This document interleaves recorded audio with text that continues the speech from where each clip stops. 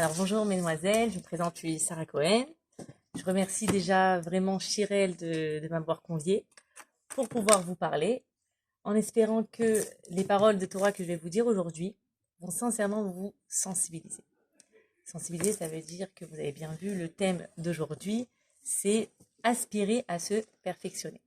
Et tous les enseignements que je vais transmettre aujourd'hui, ils proviennent de Ravolbe. Donc si des fois j'oublie de citer son nom, c'est lui. D'accord? C'est de lui que j'ai pris toutes mes sources. Et voilà. Donc le Ravolbe, c'est un grand maître du Moussard. Qu'est-ce que c'est le Moussard? Le Moussard, je vous donne la définition, c'est inculquer dans le cœur de l'homme les valeurs essentielles de l'éthique juive et de bonifier les relations avec son prochain. Voilà, ça, c'est le Moussard. Et le maître à penser du Moussard, c'est le Rav Israël Salanter. Donc, on va commencer déjà par un Tehillim. Le Rav Wolbe nous parle d'un Tehillim que l'on dit chaque Shabbat. Et Yom Tov, les Yamim Tovim, c'est le Tehillim qui est 196, le Kouf Lamed Vav. Je vais vous le lire, je vais le traduire un petit peu, et après on va rentrer en profondeur à l'intérieur. Donc, Odul Hashem Kitov, on doit remercier Hachem, qui tov, car il est bien, qui Léolam Chazdo, car sa grâce est éternelle. Odul Eloé Elohim, remercions le Dieu des dieux, qui est Hachem, qui Léolam Chazdo, car sa grâce est éternelle. Tout ce qu'on va lire, tout le Tehillim qu'on va lire, Odul Adonai Adonim, qui Léolam Chazdo, Léoseniflaot Kedelot, qui Léolam Chazdo, tout le temps, on va dire au total 26 fois qui Léolam Chazdo, car sa grâce est éternelle. Et juste un petit rappel, le chiffre 26, c'est le nom d'Akadosh Baruch. Yudke, Vavke, c'est sa gématria. Alors, dans ce Tehillim-là, il est divisé en 3 parties. La première partie, c'est les actions réalisées par Akadosh Baruch Hu lors de la création du monde. Il a créé le ciel, il a créé la terre, etc. La deuxième partie, c'est les Makim Mitzrayim Bichorehem qui le Olam Chazdo, Veyotze Israël Mitocham qui le Olam Chazdo. C'est les faits que Akadosh Baruch Hu, qu'est-ce qu'il a fait? C'est il a sauvé le peuple d'Israël d'Égypte.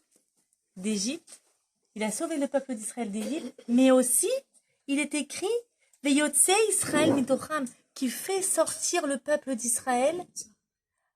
Bonsoir. À l'intérieur de même. C'est-à-dire qu'en fait, Hachem, cette deuxième partie, elle parle de Kadosh Baruch Hu, il sauve le peuple d'Israël d'Égypte, mais également, il sauve, certes, de manière collective, la Yetziat Mitzrayim, la sortie d'Égypte, mais également de manière individuelle. Et la troisième partie qui nous parle de les bienfaits d'Akadosh Baruch Hu qui nous prodigue à chaque instant. Noten lechem lechol basar ki leolam chazdo qui donne de la parnassa, du pain, lechem, à toute créature, car encore sa grâce est éternelle. Ces 3 parties-là, ça nous permet de se dire qu'Akadosh Baruch Hu, il est là. Il est là, Ouaya, Ouye, Ouvé, Ouye. Hachem, il est prêt, il était là, il est là et il sera là. C'est-à-dire que lors de la création du monde, il est là, il a tout fait, il a tout géré parfaitement. Lors de la sortie d'Égypte, qu'est-ce qu'il a fait? Il a tout géré aussi parfaitement. Mais sache qu'il ne s'arrête pas là. Akadosh Baruch Hu ne s'arrête pas à la Yetziat Mitzrayim. Il s'arrête pour chaque individu, pour chacun de nous. Noten lechem lechol basar. Il donne le pain à chaque créature. D'ailleurs, tous les matins, on essaye, après Shtabar, on lit Baruch ata Hashem Elokeinu melech haolam, à la page 53, Yotzer Or, qu'il crée donc la lumière, ou Boré Rocher, Yotzer Or, qui fait sortir la lumière, ou Boré Rocher, qu'il crée l'obscurité, Osé Shalom, qui établit la paix, ou Boré Atakol, qui crée tout.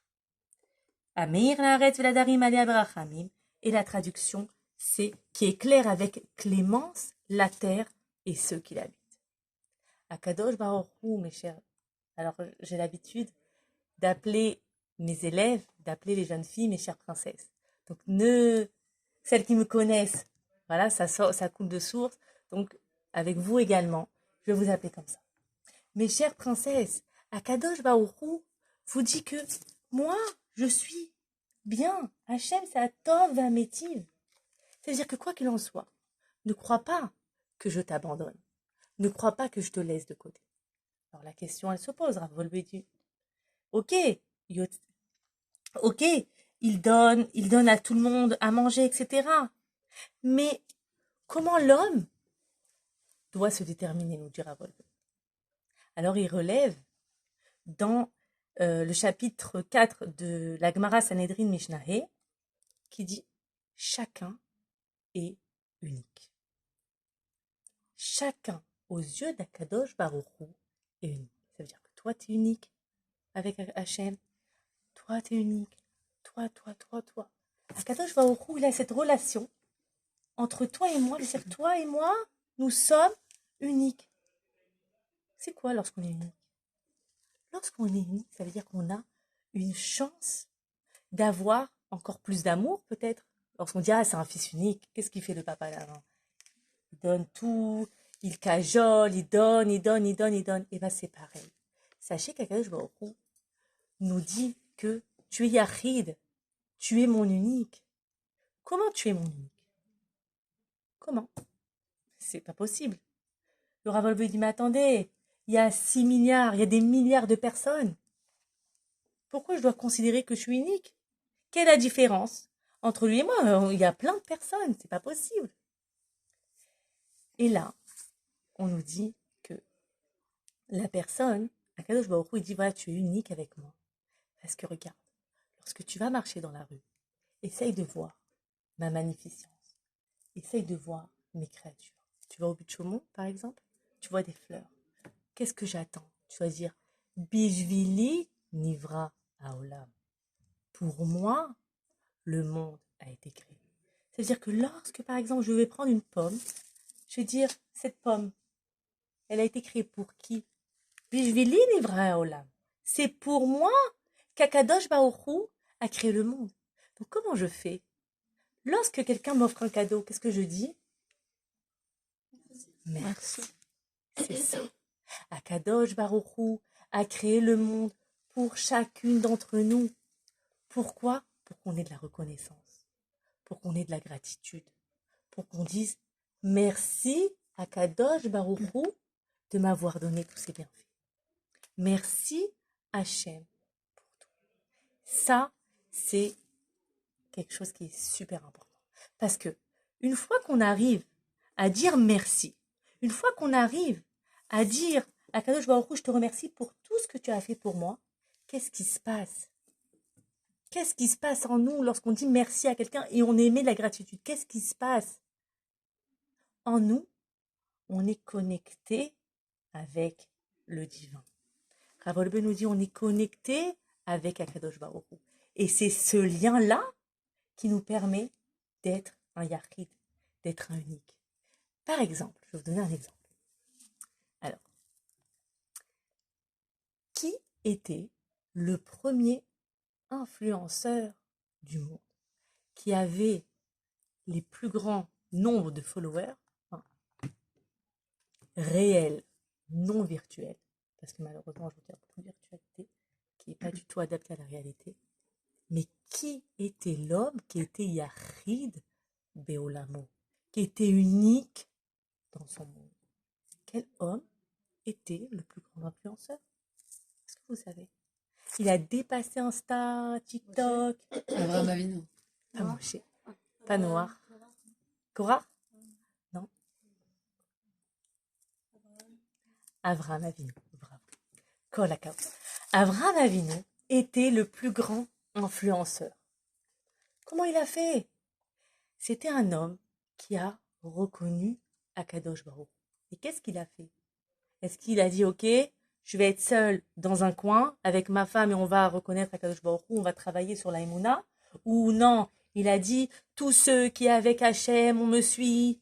Il était contre le polythéisme, il s'est disputé avec son père, il a détruit toutes les statues. Il était en guerre avec son papa, avec Nimrod. Nimrod a dû le jeter dans une fournaise. Rappelez-vous. Et est-ce qu'il a été sauvé de la fournaise? Il a été sauvé. Akadosh Baruch Hu, lorsqu'il a vu qu'Abraham Avinu a sauté dans la fournaise pour sanctifier le nom divin, Hachem dit, oi, mon fils, mon Yachid, mon unique Béolamo, la personne qui est unique dans mon monde, entre lui et moi, je ne peux pas le laisser faire ça. Parce qu'il avait une connexion réelle, une connexion amitique, une vraie connexion authentique avec Akadosh Baruch Hu. Il faut savoir aussi qu'Abraham Avinu, vous savez comment on l'appelle aussi dans la Torah? Ish Ivri. L'homme, Ivri, c'est dire de l'autre côté de la berge. Et effectivement, il était de l'autre côté. Ça veut dire qu'il était complètement, comme on dit, à l'ouest. Complètement à l'ouest par rapport aux autres. C'était un monothéiste, il était complètement à l'ouest, exactement, il était complètement de l'autre côté de la rive, mais qu'est-ce qu'il faisait quand même? Il diffusait la Torah, il diffusait le nom divin, et après on voyait que il avait de plus en plus de gens qui le suivaient. Et c'est grâce à ça qu'il a pu dévoiler le nom d'Akadosh Baruch. D'autre part, le mot Ever, Ivri, ça veut dire aussi un passeur. C'est un passeur, Abraham Avinu, c'est un passeur de la transmission. Il a transmis que Akadosh Baruch Hu était le créateur, mais qu'il est présent. C'est pas un créateur, il crée son monde et il reste en haut. Non. Akadosh Baruch Hu est là, il crée son monde, mais il le crée à chaque instant. Chaque instant, il renouvelle. Chaque instant, il renouvelle. Et c'est là où je voulais en venir. Étant donné qu'Akadosh Baruch Hu, il renouvelle, qu'est-ce qu'il a fait? Il a créé l'homme. Il a créé l'homme. Adam Arishon, il a été créé. Et tous les hommes, ils ont été créés à travers plutôt, un même moule. D'accord? C'est un homme. Et après, il y a eu beaucoup de générations. Mais Hachem dit, voilà, même si les hommes sont complètement différents, qui ont un esprit qui est complètement différent, les yeux ne sont pas les mêmes, l'ADN n'est pas les mêmes, c'est des jumeaux, il y a les traits de caractère qui sont différents. Eh bien, sache, tu es mon unique. Et tu es seul avec moi. Tu dois considérer que tu es dans ce monde-là, avec moi, comme Adam Arishon. Une fois qu'on arrive à ce niveau et se dire, voilà, je suis unique avec Akadosh Baruch Hu, je vais me connecter avec Akadosh Baruch Hu. Et là, on va travailler sur ça. Une fois que je veux me connecter avec le divin, que je sais que Akadosh Baruch Hu, c'est Hatov et Ametiv. On l'a lu plusieurs fois, n'est-ce pas? Kilolam chazdo, kilolam chazdo, kilolam chazdo. Hachem, il fait tout pour le bien. Il veut pas le mal. Là, Akadosh Baruch Hu va te dire, écoute, un moment, une fois que tu es connecté avec moi, qu'est-ce qu'il faut faire? Tu es différent des autres, mais tu as des traits caractères qui sont différents. Tu as des aptitudes qui sont différentes. Tu as des dons qui sont différents. Qu'est-ce que tu as d'autre? Tu as des dons qui sont différents. Tu as des goûts qui sont différents. Il y a beaucoup de différences. Mais grâce à ces aptitudes que tu as, grâce à cette force que tu as, cherche en toi quelle est ta force. Cette force-là, tu vas la transformer en qualité. Et cette force-là va te permettre de te perfectionner, va te permettre d'aspirer à la perfection. On ne veut pas être parfait. On ne peut pas d'ailleurs être un être parfait. Mais on peut aspirer à être mieux. Comment on est mieux? Ce que je vous ai dit, c'est quoi? C'est connaître déjà son potentiel. Lorsqu'on sait pertinemment quelles sont mes qualités, quels sont mes défauts, malheureusement, on sait. Les gens, c'est comme ça, la plupart des choses disent, ah, elle a ça, c'est les négatifs, c'est des choses, des traits négatifs qui relèvent. Et on dit, hé, attends, n'oublie pas que la personne là qui est en face de toi, elle est Betselem Elohim. Elle a été créée à l'image d'Akadosh Baruch Hu. Et cette personne-là, elle a des qualités. Trouve-lui ces qualités. Et chacune de nous, on doit se dire, quelle est ma force? Quelle est ma force pour réussir à me relever, pour réussir à m'élever, pour réussir à me connecter encore plus avec Akadosh Baruch. D'ailleurs, on a un exemple qui est, on en a parlé plusieurs fois, c'est d'une femme, c'est Rachel, l'histoire avec Rachel et Akiva. Avec l'histoire de Rabbi Akiva. Akiva, il avait 40 ans, il était berger, il travaillait chez Kalba Savoie, un grand homme qui était très riche, donc c'est lui qui supervisait donc de toute la maison de Kalba Savoie. Et Rachel, c'était une très jolie fille, très jolie, et à chaque fois on lui présentait des garçons qui étaient dans la Torah, etc. Mais elle refusait tout le monde, elle ne pouvait pas. Elle ne supportait pas, à chaque fois qu'elle faisait un chidour, une rencontre, ça marchait pas. Mais dès qu'elle voit ce berger, Akiva, qui était illettré, qui ne savait ni lire ni écrire en hébreu, qui ne savait même pas la Torah, il ne connaissait rien, elle a vu en lui son potentiel. Elle a vu en lui que lorsqu'il gérait les affaires, il était quelqu'un de rigoureux, quelqu'un qui était sérieux, qui faisait attention à l'argent de Kalba Savoie. Il faisait attention aux autres. Il souriait, bonjour à tout le monde. Il avait ce sourire qui était avenant. Il était bienveillant. Il avait une pensée qui était positive. Et lorsque Rachel, donc, elle essaye de s'approcher de lui, elle lui parle, etc. Elle dit, mais écoute, étudie la Torah. Ah non, moi je suis trop vieux, c'est pas possible. Jamais de ma vie je vais avancer, c'est impossible, c'est impensable. Et Rachel, elle sent que il a ce potentiel, il a cette force. Parce que c'est un homme qui est bon. Il faut juste que cette carapace, cette écorce, d'ailleurs, lorsqu'on prend par exemple une noix, hein, on casse la noix, mais lorsqu'on mange la noix, eh ben, elle a un bon goût. Elle est bonne. On enlève cette écorce, on a un bon goût. C'est ça que Rachel a ressenti lorsqu'elle parlait à Akiva. Et à force de parler avec Akiva, eh ben, elle se dit, écoute, étudie la Torah. Et là, elle dit, mais tu sais, comment je vais me marier? J'ai 40 ans. Il y en a qui disent qu'il était veuf, il avait un enfant. J'ai 40 ans, qui veut de moi? Franchement, j'étudie pas. Je suis bien là, avec mes moutons, je m'occupe, c'est bien, laisse-moi tranquille. Il dit, mais personne va se marier, qui veut de moi? Je suis rien. Et là, Rachel, elle saute sur l'opportunité. Si tu te sens capable, et moi je sais que tu as ce potentiel d'étudier la Torah, si tu étudies la Torah, si tu me promets, parce que je sais que tu es un homme de parole, hein, elle a vu, c'est un homme qui était droit, qui était très sérieux, eh bien je me marierai avec toi. Alors là, Rabbi Akiva, ça épouse maintenant. Bien sûr qu'une femme, une fille aussi intelligente, aussi belle, aussi bal chesed, qui donnait du chesed à tout son entourage, c'était le rêve. Donc Rabbi Akiva s'est marié avec Rachel. Et des années plus tard, il est devenu Rabbi Akiva. Il a étudié 24 années. Chaque année, il a eu 1000 élèves. En total, il a eu 24 000 élèves. Malheureusement, après, on connaît l'histoire avec l'épidémie. Ces 24 000 élèves sont décédés. Ces 24 000 élèves ne se respectaient pas dans la Torah, ne ressentaient pas qu'il y avait un potentiel vers l'autre. Il n'y avait pas assez de respect. Akadosh Baruch Hu a dû les éliminer. Mais Rabbi Akiva, revenons vers lui. Il aurait pu quoi? Être désespéré. Il aurait pu dire, eh là, 24 000, stop, ils sont partis.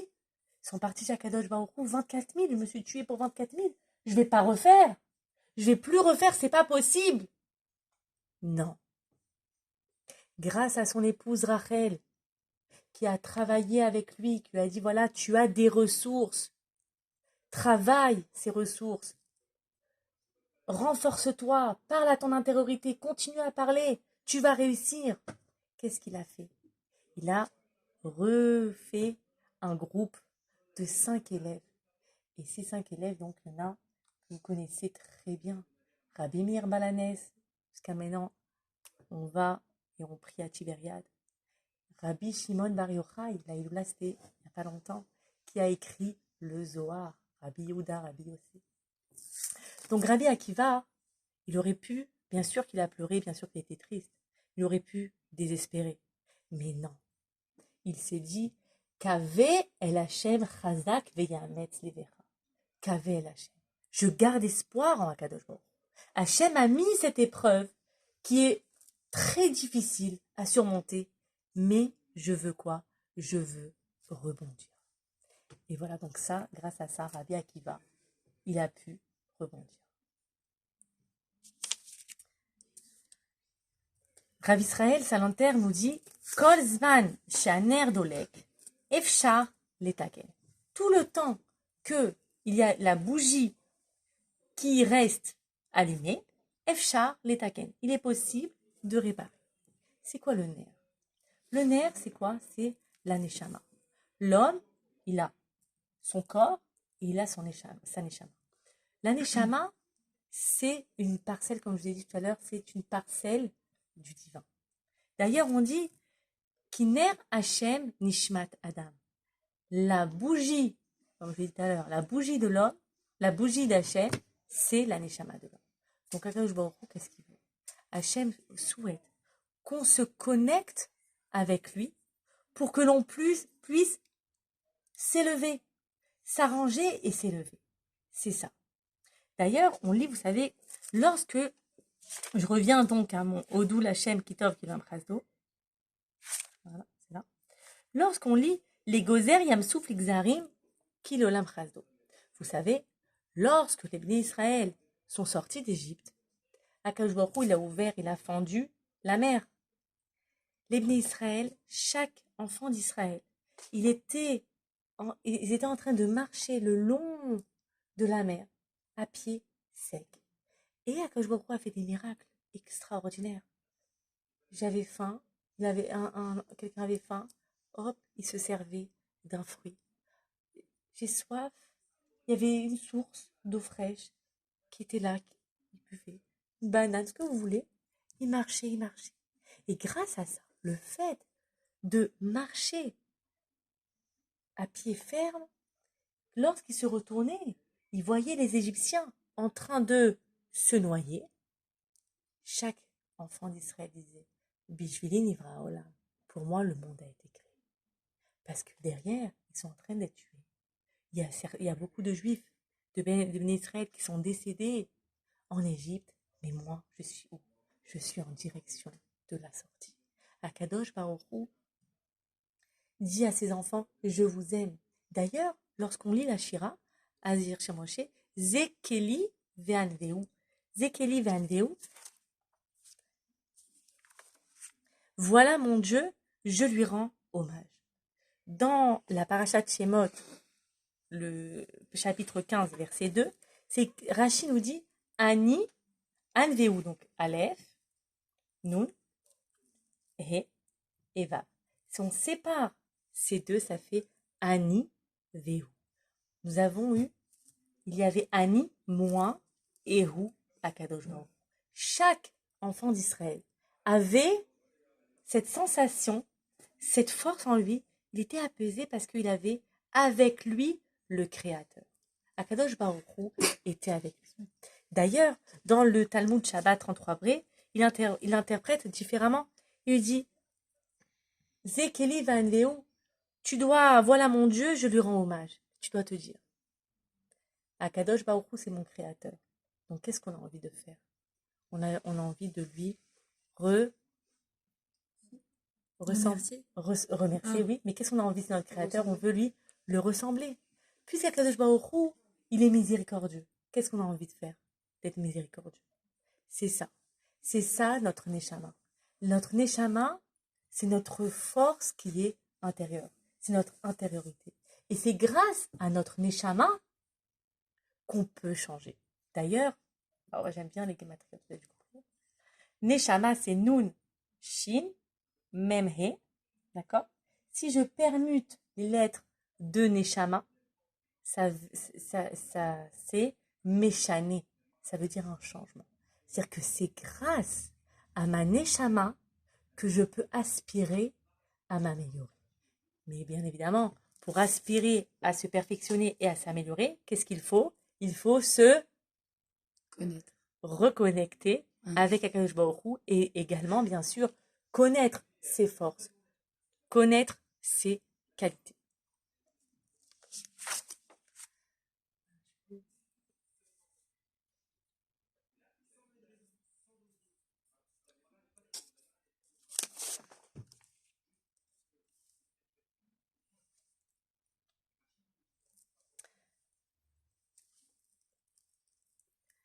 Alors, donc chacun, alors il y a le Rav Wolbe qui dit, je vais vous lire comment c'est beau, il dit que chacun doit se questionner.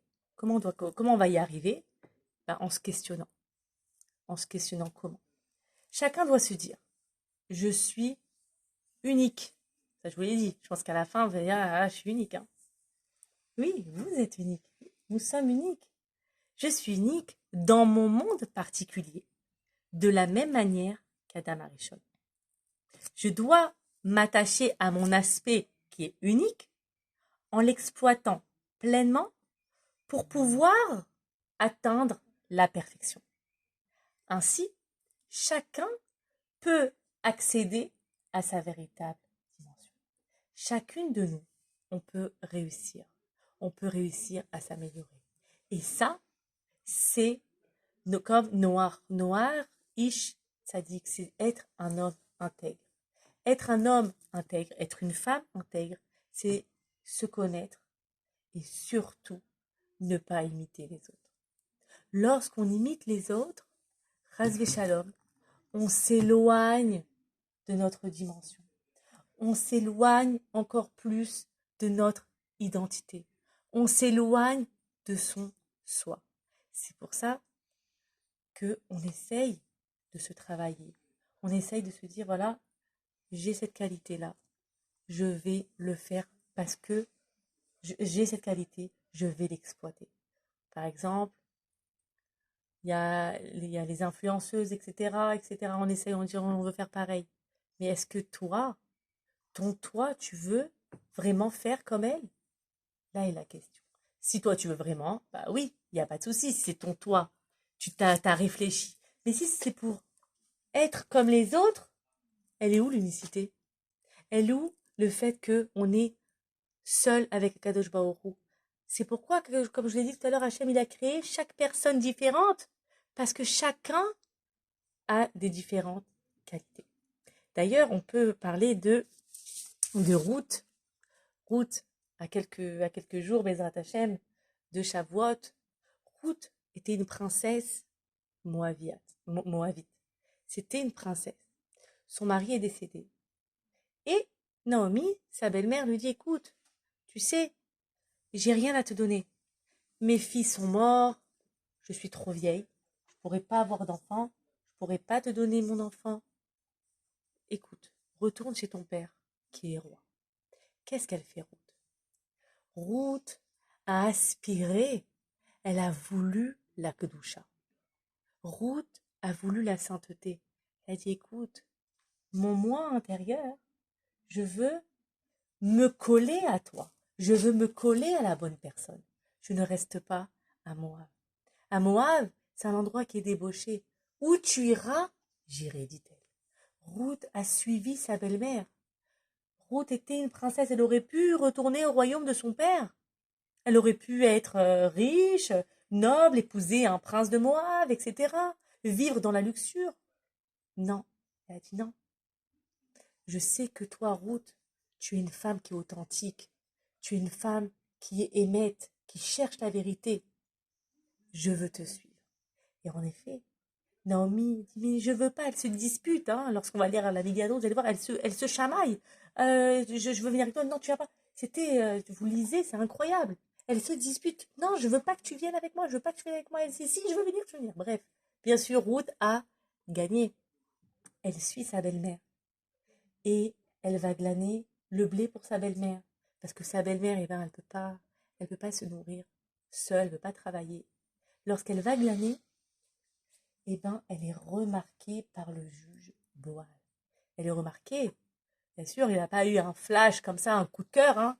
Il l'a remarquée par quoi?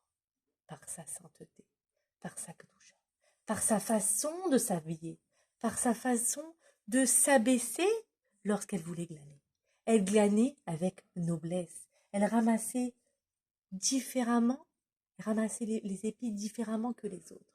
Lorsque Boaz demande à ce serviteur, elle sort du lot, elle. Comment ça se fait? Elle s'abaisse bien, elle a une carrure noble. Elle sait qui? Il lui explique, il dit voilà, c'est la belle-fille de Naomi qui a tout laissé, Moab, la richesse, etc., pour rester en terre d'Israël et vivre avec sa belle-mère. Boaz, après Boaz, qu'est-ce qui se passe avec Boaz? C'est elle s'est mariée après avec Boaz, ce juge-là. Mais quelle route, quel mérite elle a eu, la route? Le fait qu'elle s'est travaillée, parce qu'elle aurait pu, sûrement dans nos têtes, attends, il y a quand même un penchant, il y a Yetzerara, Yetzeratov qui se dit, est-ce que je reste à Moab, est-ce que je reste avec Naomi? Le fait qu'elle s'est travaillée, qu'elle a dit non, je veux m'améliorer dans le service divin, je veux aimer encore plus Akadosh Baruch Hu, je veux être associée à la Torah des bénis Israël, je veux être une vraie convertie 100% cachère. Qu'est-ce qu'Akadosh Baruch Hu lui a donné? Hachem lui a donné des bienfaits incroyables. Elle a eu avec Boaz un fils, Ishaï. Ishaï, il a eu David Améler. David Améler a eu Shlomo Améler. Et bien sûr, c'est la dynastie royale. Là, c'est l'histoire de Ruth. Deux exemples de femmes, de Rachel, de Ruth. Comme quoi, ces femmes-là, elles avaient cette force en elles qu'elles ont décidé d'exploiter. Et sachez, mes chers princesses, que nous, les femmes juives, nous avons une place immense dans la Torah. Sarah, Rivka, Rachel, Léa, incroyable. Elles ont une place tellement forte. Yehudit, Yocheved, Myriam. Est-ce que vous savez que Myriam, puisqu'on parle de la sortie d'Égypte, ça tombe bien, Myriam, lorsqu'Akadosh Baruch Hu a dit voilà, on sort d'Égypte, lorsque Moshe a dit allez, ça y est, on sort d'Égypte, allez, vite, vite, vite, vite, qu'est-ce qui se passe? On voit toutes les femmes, elles arrivent avec leur tambourin, et elles tapent, elles font le tam-tam, et elles chantent. La question se pose, on dit mais comment ça se fait? Comment ça se fait que tu as des tambourins? Je sais pas, t'es esclave. Qu'est-ce que t'as envie? T'as envie de sortir, t'as envie de partir. Non? Tu vas prendre un tambourin. Comment toutes les femmes juives avaient un tambourin dans leur maison? Ben, il faut savoir que Myriam, la sœur de Moïse, la sœur de Moshe, qu'est-ce qu'elle faisait? Elle tapait dans les portes de chacune. Elle disait, bientôt la Géoula, bientôt la délivrance. T'as gardé ton tambourin? Oui, t'inquiète pas. T'as gardé ton tambourin? C'est-à-dire, même si ça fait des années, elles ont été esclaves en Égypte pendant 210 ans, Myriam était là. Il n'y a pas, hein. On doit avoir espoir, on doit garder espoir en Akadosh Baruch Hu. On va un jour être sauvés. Il faut garder vos tambourins. Et les femmes ont joué le jeu. Lorsqu'enfin la délivrance est annoncée, lorsque c'est la sortie d'Égypte, la Torah nous dit Azershir Moshe, Zekeli Vanvu, comme je vous ai dit. Eli Akadosh Baruch Hu, Ani Vehu, lui et moi. Chacune d'entre elles, elles avaient leur tambourin et elles se sentaient comment?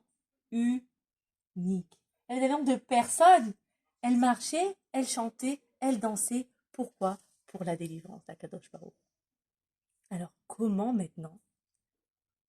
Pas trop de questions, ça va? Vous suivez le rythme? Comment maintenant on réussit à avoir cette connexion? Oui, c'est la base. Ok, vous m'avez dit, il y a la connexion vers Akadosh Baruch Hu. Ok, je suis unique. Déjà, j'ai donné des indices. Je suis unique je suis différent des autres. Et il ne faut pas que que j'imite les autres parce qu'après ça s'éloigne de mon moi et je ne retrouve pas ma véritable dimension. C'est quoi? Le secret. Vous allez me dire, ah, c'est pas un secret. Je vais vous dire, c'est un secret. Mais vraiment, si vous y pensez réellement, Eh ben, ça marche. C'est parler avec Akadosh Baruch. C'est la tefila. Ou bien il y a la tefila. Des fois, on ne comprend pas la tefila. Des fois, c'est pas évident la tefila. Tu lis, tu comprends pas. Ou bien tu prends une traduction et là tu dis waouh, comme je l'ai traduit, oh, c'est vachement beau, c'est intéressant, j'ai envie de continuer, j'ai envie de savoir de quoi ça parle. Ou bien il y a parler avec Akadosh Baruch. Akadosh Baruch. La plupart, je pense, vous êtes en partiel. Vous passez vos examens et vous dites, bah, Akadosh Baruch, regarde, je fais des efforts de venir écouter des paroles de Torah. C'est ma pause. C'est ma pause. Pourquoi? Je me remplis de toi, Hachem. Je me remplis de toi. Alors, qu'est-ce qu'il va me faire, Hachem? Il va m'aider ou pas? Oui. Oui. Évidemment, il va m'aider. Pourquoi? Parce que je me suis arrêtée. Je viens, j'écoute un cours de Torah alors que vraiment, c'est pas évident. J'arrête de travailler, je pose mes affaires, je dis stop. Ok, c'est dur. J'ai mon Yitzhara, j'ai mon Yitzhara, qu'est-ce que je fais? Et je viens écouter. Akash Baruch, qu'est-ce qu'il fait? Il regarde, il dit waouh. Eh ben, dis donc, c'est qu'elle m'aime. Eh ben, moi aussi, je l'aime. Et je vais l'aider donc à la place. Vous avez compris que j'ai expérimenté le truc, hein. À la place que je travaille pendant 4 heures, je vous assure que j'expérimente, hein, beaucoup. À la place de travailler pendant 4 heures, par exemple, un exercice que je n'ai jamais rien compris, je vais rentrer à la maison. Comme par hasard, en 2 heures, il est fait. Bizarre, non? Il n'y a pas un truc qui s'est passé? Eh bien, c'est ça. C'est la force d'Akadosh Baruch. Mais c'est là. Le fait de dire, voilà, Hachem, je fais les choses pour toi. Je fais les choses parce que je t'aime. Bien sûr, je ne fais pas de chantage. Hein. On n'est pas dans un chantage avec Akadosh Baruch. Mais on lui parle. On lui dit, voilà, il y a mes examens. J'espère que tu vas m'aider. S'il y a 2-3 exercices faciles que je réussis, franchement, ça vaut le coup. Si j'ai un 11-12, eh bien, c'est ça. C'est ça. C'est la force de la prière. C'est la force de la tefila. D'ailleurs, il y a une histoire qui est juste magnifique, je vais vous la raconter. Il y a, donc c'était pendant le premier Beth Amikdash. Le roi Shlomo avait l'habitude d'enlever ses habits royaux et de s'habiller en un simple paysan pour se balader entre les villages. Ça le plaisait pour voir comment ça se passait. Un jour, il marche et il voit une cabane qui est toute délabrée. Et tout d'un coup, il y a un juif qui sort de la maison. Il dit, viens, je t'en prie, viens, s'il te plaît, je t'invite à manger, je veux faire la mitzvah d'Arnasat Orim, je veux t'inviter à manger. Alors le roi Shlomo, il dit, oula, franchement, la maison est délabrée, à l'intérieur, il n'y aura pas beaucoup à manger. Il ne trouve pas dans sa tête, hein, il dit, si j'accepte, je vais enlever de sa parnassa, je vais enlever de sa nourriture. Comme j'ai dit encore tout à l'heure, regardez, ça se rejoint, Noten, Lechem, Lechol Bassar, Leolam Chazon. Chazon qui donne donc à la personne donc sa nourriture. Mais le juif, qu'est-ce qu'il fait? Il insiste. Shlomo dit, bah, il est obligé d'accepter. Il insiste, il accepte. Shlomo Améler s'assoit. Et le juif, il est affairé, il appelle sa femme, il lui sert un verre de lait, il boit, il lui donne du fromage avec du pain, il fait motzi, du pain, du fromage. Il sort tout ça, Shlomo est étonné, et à la fin il dit, ça va, tout va bien, je vais t'apporter un ragoût. Il lui apporte un ragoût avec de la viande, de chèvre, excellent. Shlomo Améler mange, etc. Et à la fin il dit, voilà, bah, je vais rentrer chez moi. Shlomo dit, écoute, juste une petite question. Comment t'as autant à manger? Ta maison, elle n'est pas en adéquation avec ce que tu vis. C'est très riche tout ce que tu m'as donné. Alors l'homme, le juif, dit, écoute, tu sais, j'avais une chèvre. Cette chèvre-là, à chaque fois, je trais son lait. Je fais du fromage. Et qu'est-ce que je fais? Je vais vendre au marché. Mais maintenant, j'ai décidé de faire l'Arnasat Orim. Alors, qu'est-ce que j'ai fait? J'ai décidé de tuer cette chèvre pour pouvoir avoir du lait, du fromage et de la viande pour nourrir correctement l'invité. Alors, Shlomo Améler, Il dit Ashrechem Israël. Sois loué le peuple d'Israël. Et Shlomo dit voilà, je te donne une feuille. Si tu as besoin de moi, je m'appelle Shlomo, j'habite à Jérusalem, bien sûr il n'a pas dit qu'il était roi, j'habite à Jérusalem, viens me voir quand tu as besoin. L'homme en question dit merci beaucoup, il garde ça dans un coin, etc. Quelques mois ont passé. Le pauvre homme là, il devient très pauvre. C'était très difficile pour lui d'avoir une parnassa. Et son épouse, la femme intelligente, lui dit « Écoute, je me souviens qu'il y avait un homme qui avait l'air très sympa, qui t'a promis que si tu as besoin de lui, tu vas le voir. » L'homme écoute son épouse. Il va à pied jusqu'à Jérusalem. Il marche des kilomètres et des kilomètres. Il dit aux gens écoutez, vous connaissez l'adresse de ce Shlomo? Alors les gens, ils sont choqués parce qu'en fait, il a carrément un laissez-passer du roi jusqu'à que le pauvre homme, le paysan, arrive devant la grille royale. Les gardes voient qu'il a le laissez-passer, c'est-à-dire qu'il peut aller où le roi est, il a le droit de rentrer. Les gardes disent écoute, voilà, on va t'amener voir le roi. Mais le roi Shlomo avait construit un tunnel en dessous de son trône qui était relié au Beth Amikdash. Le paysan arrive voir le roi Shlomo et qu'est-ce qui se passe? Il voit Shlomo allongé par terre en train de sangloter, en train de pleurer. Le paysan, il est bouche bée, mais qu'est-ce qui se passe? Et il entend le roi Shlomo dire Hachem, s'il te plaît, donne-moi la richesse, donne-moi la santé, fasse que mes enfants grandissent dans la Torah, que tout se passe bien, qu'il y a le shalom dans mon pays, que tout va bien. Et il voit que Shlomo avait l'air qu'il sanglote, il sanglote. Le paysan regarde le roi Shlomo et il dit au garde, écoutez, c'est bon, j'ai eu ma réponse, je m'en vais. Le roi Shlomo, il termine quelques minutes après, on lui dit qu'il y avait un homme qui était là, qui avait donc le laissez-passer pour venir le voir. Le roi Shlomo dit vite, vite, vite, rappelez-le-moi. Le roi Shlomo, il est devant ce paysan, il lui dit mais je comprends pas. Tu as marché des kilomètres pour venir me voir et tu es face à face, t'attends pas 2 minutes et tu pars. Explique-moi, je t'en prie, qu'est-ce qui se passe? Alors le paysan lui répond écoute, j'ai appris quelque chose qui est exceptionnel. J'ai vu que toi, tu es un roi, tu es majestueux, tu as de la richesse, tu as des gardes, tu as de la noblesse, tu as du pouvoir, tu as de la force. Et je te vois par terre en train de prier pour Akadosh Baruch Hu, et je vois quoi, qu'Akadosh Baruch Hu, il est en train de t'exaucer. Alors moi, qui suis un pauvre homme, j'ai pas besoin, roi Shlomo, de ton intermédiaire. Je vais rentrer chez moi et je vais pleurer comme toi. Et je vais être authentique et sincère parce que je veux pas que toi tu m'aides. Je veux uniquement c'est Akadosh Baruch Hu qui m'aide. C'est pourquoi on dit Odou Noten Lechem Lechol Basar Ki Leolam.